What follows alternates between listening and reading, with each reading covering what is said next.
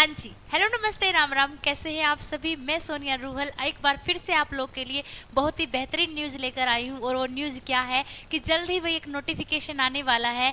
KVS PGT TGT level का जो exam होने वाला है उसका नोटिफिकेशन आने वाला है जल्द ही। तो उसके लिए अगर हम अभी से कुछ प्रिपरेशन करेंगे यानी कि तैयारी करनी स्टार्ट करेंगे तभी हम कुछ आगे कर पाएंगे। अगर हम अभी ये सोचेंगे कि कब फॉर्म निकलेंगे, जब फॉर्म निकलेंगे तब हम अप्लाई करेंगे, उसके बाद हम अपनी तैयारी स्टार्ट करेंगे, तो इससे क्या होगा, हमारा टाइम वेस्ट हो रहा है। अभी क्या है, हम खाली बैठे, तो इस खाली वक्त को हमें क्या करना है, उसको अच्छे से यूज करना है। तो वो यूज कैसे कर सकते हैं कि जो हमने अगर टीजीटी के लिए अप्लाई करना है या पीजीटी के लिए अप्लाई करना है कोई भी फॉर्म, तो उसके लिए अगर हम अभी से तैयारी करेंगे तभी जाके 3 से 4 महीने में हमारा सिलेबस कवर हो पाएगा। तो अगर हमारा सिलेबस कवर हो गया है तभी हम अच्छे से एग्जाम दे पाएंगे। अगर हमने अच्छे से सिलेबस नहीं पढ़ा है, उसको कवर नहीं किया है, तो हम एग्जाम क्लियर नहीं कर पाएंगे। तो उसके लिए हमें अभी से क्या करना पड़ेगा, उसकी तैयारी करनी पड़ेगी। तो मैं आज आपको इसके लिए बताने वाली हूँ कि हमें कहाँ से क्या पढ़ना है, क्या हमारा सिलेबस होता है,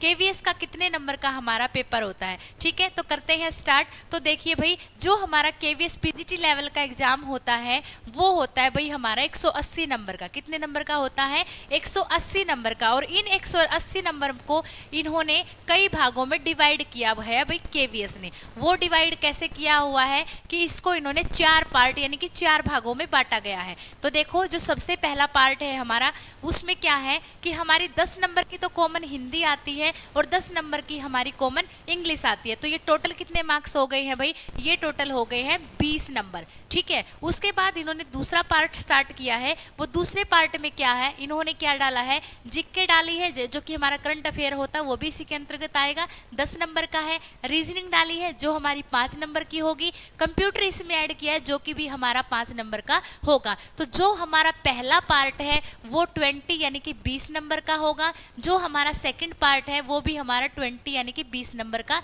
ये वाला पार्ट होगा। फिर बढ़ते हैं हम अपने पार्ट 3 की ओर, यानी कि तीसरा जो हमारा पार्ट है वो है भाई पेडागोजी। और ये पेडागोजी को क्या बोलते हैं? शिक्षण शास्त्र।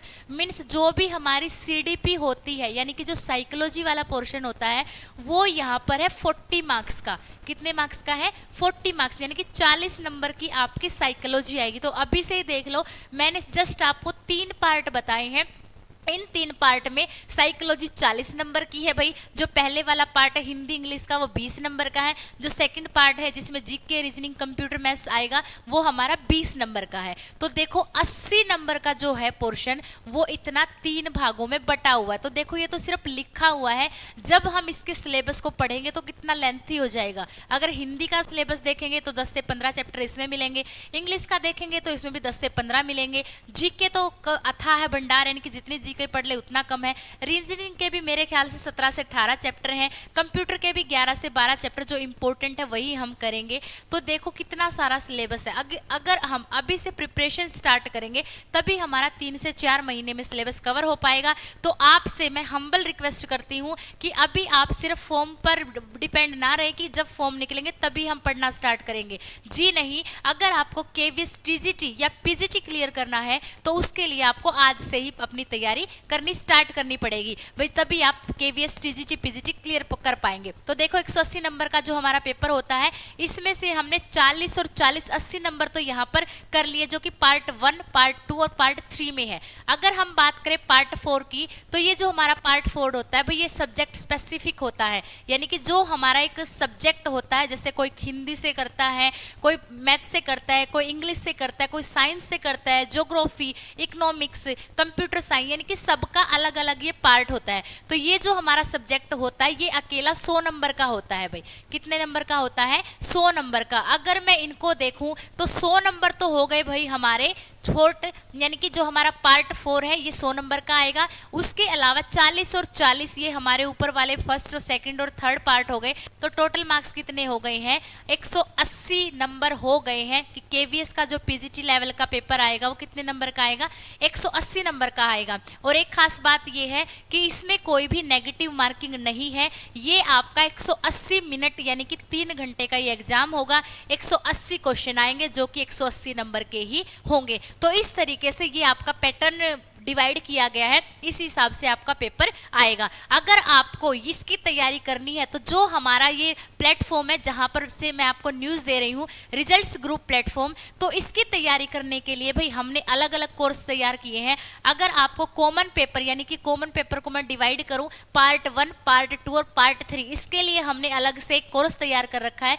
जिस भी बच्चे को वो कोर्स परचेज करना है, हमारी वेबसाइट पर जाकर प्ले स्टोर के माध्यम से एक ऐप डाउनलोड करनी होगी आप लोगों को। उस ऐप को 1 बाय 1 फॉलो करना है।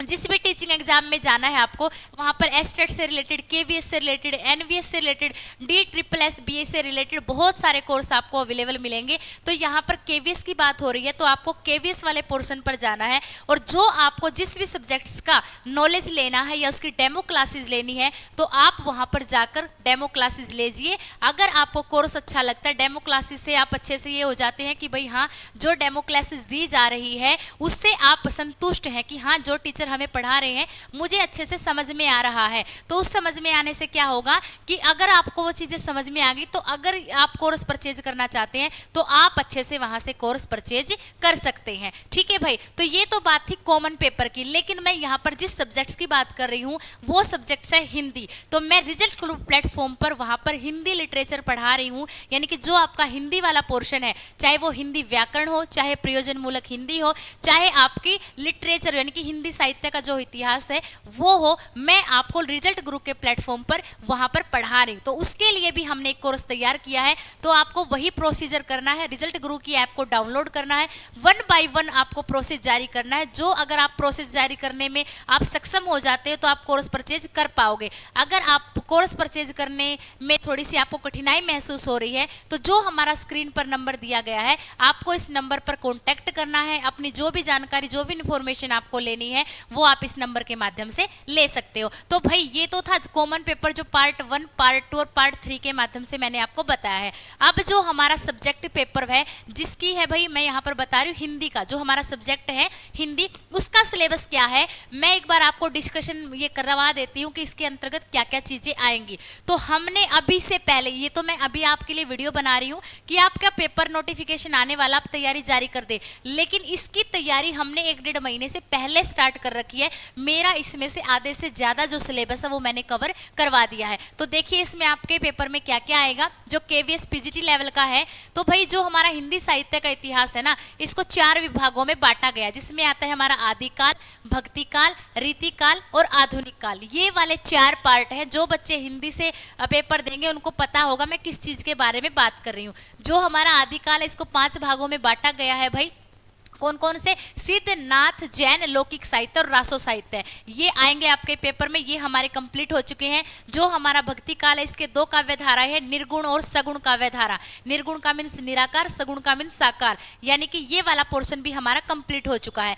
कल तक जो हमारी क्लास हुई है, ये जो हमारा रीति काल है इसको भी 3 भागों में बांटा गया है, रीतिबद्ध, रीति सिद्ध और रीति मुक्त। कल तक हमने ये रीति काल भी कंप्लीट कर लिया था। जो आज की हमारी क्लास हुई है उसमें हमने आदिकाल को स्टार्ट किया है। जो हमारा आदिकाल है इसको 5 भागों में बांटा गया है, जैसा कि यहाँ पर लिखा गया है, भारतेंदु युग, द्विवेदी युग, छायावादी युग, प्रगतिवादी युग, प्रयोगवादी युग। इसके अलावा नई कविता, साठोत्तरी कविता, जो उपन्यास, निबंध, कहानी, कविता होंगी वो भी इनके बाद हम पढ़ेंगे। तो ये वाला सिलेबस हमारा रहता है, ये भी हम आने वाले 1 वीक में कंप्लीट कर लेंगे। उसके बाद जो आपका होता है गद्य साहित्य, इसमें क्या आएंगे आपके? निबंध आएंगे, उपन्यास आएंगे, कहानी, नाटक, एकांकी, रेखाचित्र, संस्मरण, यात्रा वृत्तांत, आत्मकथा, जीवनी, पत्र, डायरी, आलोचना, रिपोर्टाज, आज इन सभी विधाओं का विस्तृत परिचय आपके पेपर में आएगा।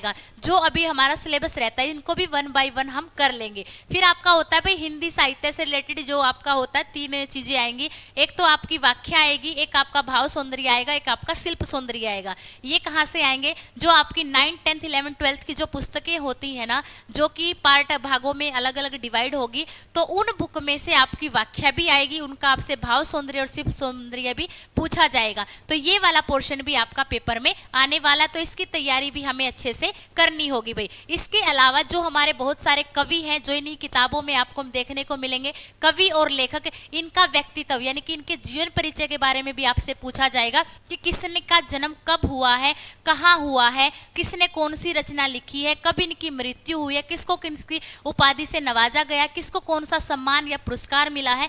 ये सारी की सारी चीजें इनके व्यक्तित्व में यानी इनके जीवन परिचय में आएंगी, और साथ के साथ इनकी साहित्यिक रचनाएं, इनकी भाषा शैली भी आप लोगों को लिखनी होगी, याद करनी होगी, पेपर में पूछी जाएंगी भाई। ठीक है, तो ये तो था हमारा लिटरेचर वाला पोर्शन और साथ के साथ बुक वाला पोर्शन। इसके अलावा जो हमारी हिंदी व्याकरण होती है, वो जो हमने 10 नंबर की हिंदी पढ़ी है ना अभी पेपर पार्ट 1 में, भाग 1 जो था, वहां पर भी हिंदी व्याकरण पूछी जाती है, लेकिन अब थोड़ा थोड़ा ना सिलेबस चेंज हो रहा है। ये क्या मानते हैं कि जो हमारी इंग्लिश जो सब बच्चे करते हैं या हिंदी से जो बच्चे सब्जेक्ट्स में आते हैं उन्हीं में ये व्याकरण देते थे, जो पहला वाला पार्ट है उसमें पेडागोजी देने लग गए हैं। तो हमें पेडागोजी भी पढ़नी पड़ेगी हिंदी इंग्लिश की, और जो हमारी ग्रामर होती है, व्याकरण होती है, वो भी हमें पढ़नी पड़ेगी अच्छे से। तो देखो जो हमारा दूसरा पार्ट है वो व्याकरण वाला पार्ट है।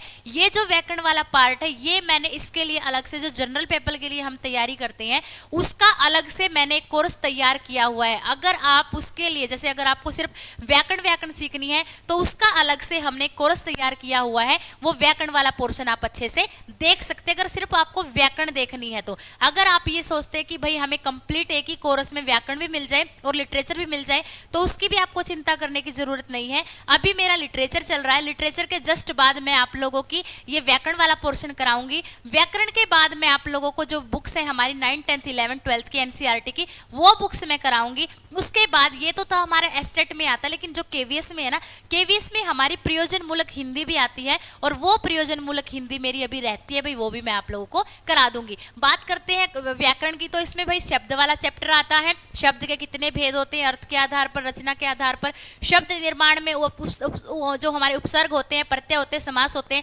इनका आविष्कार कैसे होता है। फिर पद वाला चैप्टर आता है, फिर वाक्य, संधि, ये जो चैप्टर होते हैं सारे के सारे आपके इनमें आएंगे केवीएस की व्याकरण में। इसके अलावा जो आपके दो मतलब कि ये आएंगे, पद्यांश आएंगे, गद्यांश आएंगे, एक पद आएगा एक गद्यांश आएगा, उनसे रिलेटेड आपसे क्वेश्चन पूछे जाएंगे। ये वाले भी जो पैसेज होते हैं ना, वो गद्यांश होते हैं, वो भी आपसे पूछे जाएंगे। ठीक है भाई। उसके बाद ये हमारा काव्य शास्त्रीय अध्ययन यानी कि काव्य शास्त्र से भी आपके क्वेश्चन पूछे जाएंगे। काव्य शास्त्र में आएगा भाई आपका साहित्य का अर्थ, साहित्य की विविध विविधाएं, रस मीमांसा, शब्द शक्तियां, काव्य के गुण, काव्य दोष, छंद ज्ञान या अलंकार। तो ये जो मैंने आपको 6 से 7 ये पार्ट बताए, साहित्य के, छंद, अलंकार, काव्य दोष, काव्य गुण, शब्द शक्ति, रस मीमांसा, भाई ये वाला जो पोर्शन है ये मैं हिंदी व्याकरण में करा चुकी हूँ, लेकिन इन्होंने क्या कर दिया केवीएस वालों ने, इसको अलग से एक पोर्शन बना दिया, इसको नाम दे दिया है काव्य शास्त्रीय का अध्ययन। तो जो चीज मैंने व्याकरण में कराई है उसी को ही थोड़ा डीप यहाँ पर पढ़ना है। तो अब मैं आपको 2-2 बार नहीं पढ़ाऊंगी, जो चीज मुझे ये रस, अलंकार, गुण, दोष बताने हैं ना, उसके लिए मैं एक एक चैप्टर में आपको इतना डीपली पढ़ा दूंगी कि आपको अलग अलग पोर्शन करने की जरूरत नहीं है। और गारंटी के साथ कहती हूँ व्याकरण और लिटरेचर इस तरीके से पढ़ा देंगे आप लोगों को कि आप लोगों की व्याकरण और लिटरेचर बिल्कुल टिप्स पर हो जाएगा। आपको कहीं और जाने की जरूरत नहीं है, आपको एक ही जगह पर सारी चीजें अवेलेबल हो जाएंगी। फिर कहते हैं कि जो भाई हमारा लेखन कौशल और पत्रकारिता होता है, जिसको नाम देते हैं हम प्रयोजन मूलक हिंदी। क्या देते हैं? प्रयोजन मूलक हिंदी। जो बच्चे पीजीटी लेवल के हैं उन्होंने एमए में ये वाला पोर्शन, ये वाला पेपर पढ़ा होगा, प्रयोजन मूलक हिंदी। तो इस प्रयोजन मूलक हिंदी के जो चैप्टर है उसमें आता प्रिंट माध्यम यानी कि समाचार और संपादकीय, यानी कि हम कम्युनिकेशन कैसे करते, कौन कौन से समाचार आए थे, उसमें किसने किसका संपादक किया है, कौन इसका संपादन रहा है, किसने किसका संपादन किया, ये चीजें आएंगी। फिर रिपोर्ट हम पढ़ते हैं, फिर आलेख होते हैं, फीचर लेखन, साक्षात्कार और रेडियो व दूरदर्शन के लिए लेखन या विज्ञापन लेखन। तो ये सारी की सारी चीजें अगर मैं डीपली बताऊंगी अभी तो टाइम ज्यादा हो जाएगा,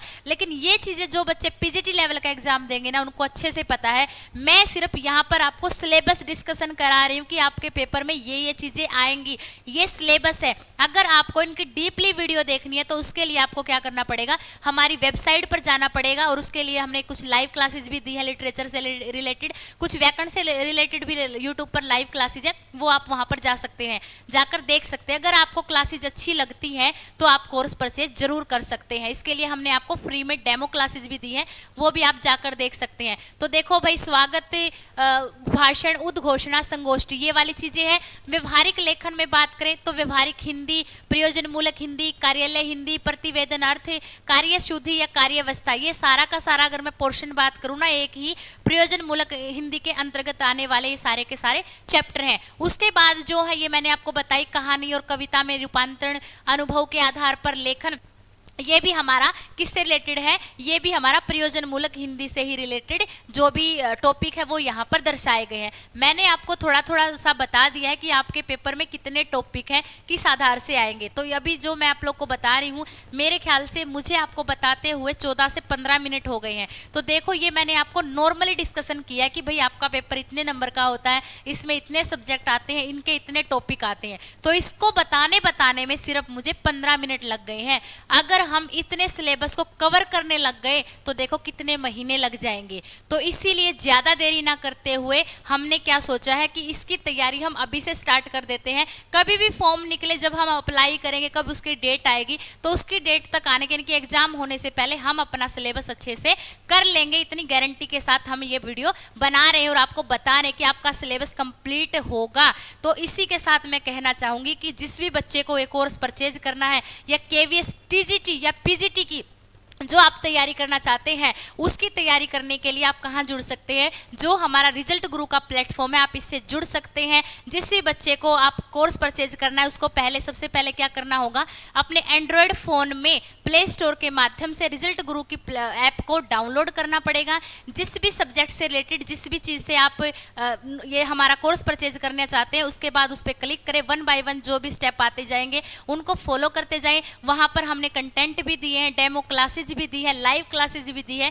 जिस भी सब्जेक्ट्स की आपको चाहिए, आप वहां पर जाकर वो कंटेंट, वो डेमो क्लासेज ले सकते हैं। अगर आपको हमारा कंटेंट, हमारी डेमो क्लासेज अच्छी लगती है, तो उसके लिए क्या करना होगा, स्क्रीन पर जो दिया गया नंबर है, उस नंबर पर कॉन्टैक्ट करके आप अपनी सीट बुक करा सकते हैं। ये कोर्स हमने आप लोगों के लिए बनाया, लेकिन इसकी जो सीट है वो बिल्कुल लिमिटेड है। वही बात होती है, पहले आओ पहले पाओ। जो पहले आ गया है उसको हम कुछ डिस्काउंट भी देंगे। जो बच्चे बाद में आएंगे उनको जितना हमने चार्ज किया है कोर्स के लिए, जो हमने पैसे वैसे जितने बताए हैं, उतने में ही मिलेगा। अगर आप अभी अप्लाई करते हो तो इसके लिए मैं आप लोग को कहती हूँ, मेरी तरफ से आपको 10% डिस्काउंट अवश्य मिलेगा अगर आप मेरा नाम लेके कोर्स परचेज करते हैं। तो ऐसे ही और भी बेहतरीन न्यूज लेकर मैं आपके सामने ऐसे ही आती रहूंगी। तो आज की न्यूज कैसी लगी, कैसे आपको हमारा टॉपिक लगा, कैसे आपको हमारे कोर्स लगेंगे, वो भी आप कमेंट करके जरूर बताइए, क्योंकि हम कमेंट हमेशा पढ़ते हैं और आप लोग का फीडबैक हमें अवश्य चाहिए। फीडबैक आप देंगे तभी हम उसमें कुछ सुधार कर सकेंगे। तो ज्यादा देरी न करते हुए मैं अपनी वाणी को आज यहीं पर विराम दूंगी। आगे और दूसरी न्यूज के साथ में फिर कभी मिलूंगी। तब तक के लिए जय हिंद, जय भारत।